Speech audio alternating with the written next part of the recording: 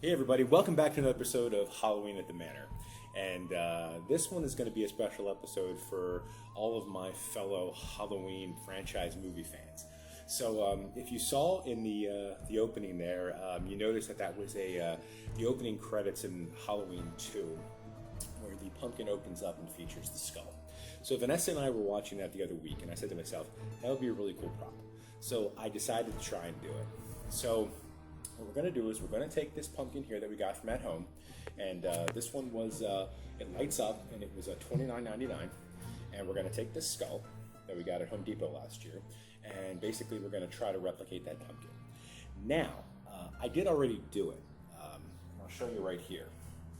So I actually did do it, and we actually bought two of these, and I did attempt it on this one, and it came out really cool. However, after I was done, I said to myself, I think there's got to be a better way to do it. So what I'm going to do is I came up with another idea, and I want to try it out on this one and see if it works a little bit better. We are going to use the corpsing technique for the inside to make it look like the innards of a pumpkin. Hopefully you guys will enjoy this one, and if you like it, maybe you'll do one for yourselves. So let's go. On the first pumpkin I did, using a box cutter, I cut the face off of the pumpkin that we got from at home. However, I did leave the base, as you can see in this. Once I had the face cut off, I did go back, take the face, and cut, again with the box cutter, down the middle of the face so that I had two sides of the pumpkin.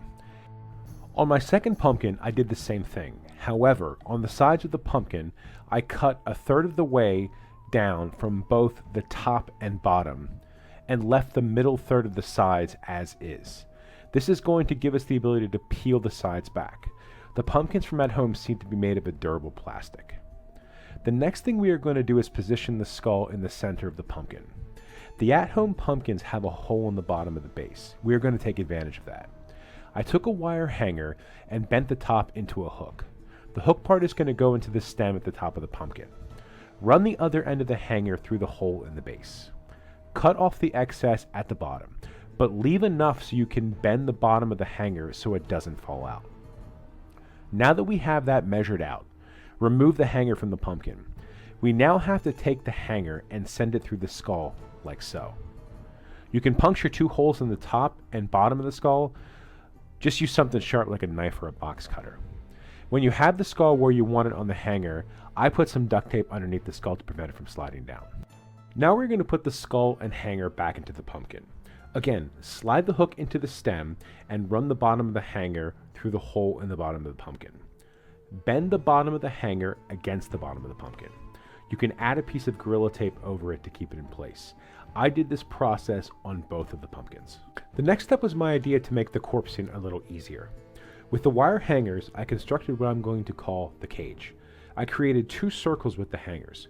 Make sure they are both the same size and diameter of the inside of the pumpkin. When you have them set up, combine them in this shape with Gorilla Tape. We're going to use the cage to attach the plastic drop cloth to for the corpsing. On my first pumpkin, I just taped the drop cloth on the sides of the pumpkin with Gorilla Tape and started from there. Now, if you want to do this instead of making the cage, that's completely up to you. We kind of have this cage in here now, as you can see.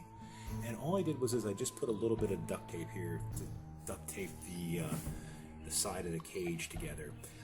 Don't worry about being able to see that when we start to do the corpsing and we start painting this. You're not going to see that. All right. So the next thing we're going to do is we're going to start to add on this plastic drop cloth and begin the corpsing. So I get this over at Lowe's. It's $2.98 a bag. However, if you buy more than 3 bags, they give you 30 cents off per bag, and it comes out to $2.68 a bag. It's the extra heavy drop cloth, and it's 2 millimeters thick. What we're going to do is we're just going to start off by cutting small strips of this right here, and then we're going to start wrapping it around the what I'm going to call the cage in here, and we're going to start to build up the thickness of this, what I'm going to call the innards of the pumpkin, and that's kind of how we're going to start. All right, so I keep losing every time I start doing this corpse, and I keep losing the footage. So basically, what I'm doing is we're going to cut small pieces here, and basically we're just going to we're just going around here and trying to cover up the cage, and we're basically just kind of starting off this first layer here, as you can see. And then once we get the first layer done, then we're going to start to build up the in the background here. Now, the one thing you want to remember is you don't want to cover up the spot in the back here where the light comes in, because you don't want the light like burning the back. So that's just one thing to keep in mind. Kind of stay away from that. All right, so I cut some of the plastic and I just shoved it under the cage here. And what I'm going to do is just gently start to melt it a little bit. Get the heat done. And then just keep doing that. Just keep forcing the plastic underneath this cage here until we get it to get the desired thickness that we want. And that's basically what I'm doing here. And I'm just going to keep doing this over and over again until I get exactly what I want as far as thickness and shape. Once I got the inside and base corpsed, I started to work outward. I did try and use this Loctite adhesive to get the plastic to stick to the sides, but unfortunately the heat from the heat gun kept melting it. I ended up just using Gorilla Tape, sticking the plastic to it and building up the thickness on the sides of the pumpkin from there. When all the corpsing was completed, I decided to try something new. I bought a can of liquid foam at Lowe's for $9. I sprayed the foam around the edges of the pumpkin and any gaps or seams I wanted to clean up. Now, the stuff is kind of hard to work with. Use gloves because it is extremely sticky. Even though the foam was messy, I did like the texture it gave me to go along with the plastic drop cloth. I did let this dry for about 30 to 45 minutes before I continued. If you don't want to use the foam, you don't have to. I really just wanted to try it out and see what it would give me. Now that the plastic and foam are dried, we are going to start painting the pumpkin. You can paint this however you like. I started off by spraying the inside of the pumpkin with Krylon's Gloss Pumpkin Orange spray paint.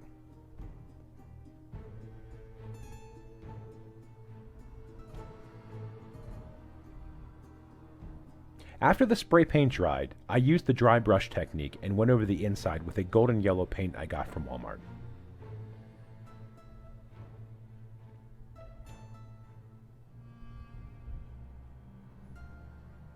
After that dried, I dry brushed on some off-white paint to try to bring out even more of the texture from the plastic drop cloth. I finished the inside by dry brushing on a very, very small amount of light gray paint as well. For the skull, you can paint it or just leave it be. It's up to you. I did paint the eyes and nose black, and any areas where I might have gotten some orange spray paint on it, I went over those areas with the off-white paint I had. For the outside of the pumpkin, before I started painting the inside, I took some sandpaper and sanded off the glossy finish the pumpkin came with. You do not have to do this. It's just something that I wanted to try. I then dry brushed on some black paint around the outside of the pumpkin to give it a creepier look. On my first pumpkin, I used a light gray to give it kind of a dirty look, so on this one I wanted to try something different. I also painted the eyes, nose, and mouth with a golden yellow paint to really make the jack-o'-lantern face pop. Another idea I had was to use black, but I really liked how the yellow looked. My overall goal was to make the pumpkin look like it was dropped and cracked open. After I finished up this second pumpkin, I decided to go back to the first one and improve it a bit. I ended up corpsing the inside of the pumpkin to the very front like I did on the second one.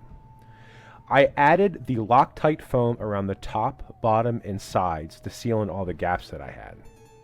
Now, since I cut the face off of this one, I had to use Gorilla Tape to keep the sides in place, and I hated the way it looked. So I had another idea to use the foam and go over the entire pumpkin and give it a gaudy, bumpy look.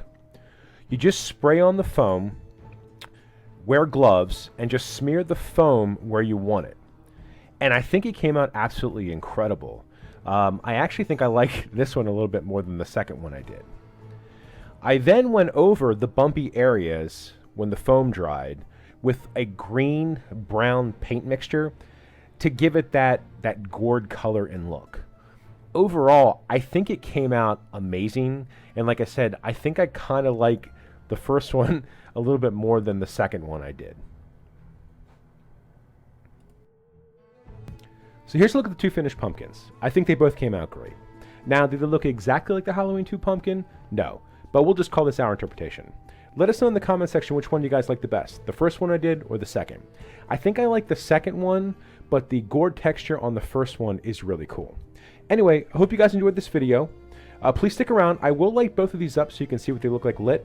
If I can find a flicker bulb down the road, I will replace them with the bulbs that they came with. Anyway, thank you guys so much for watching. Vanessa and I really appreciate it. Hope you guys have a great rest of your day, and take care. Bye.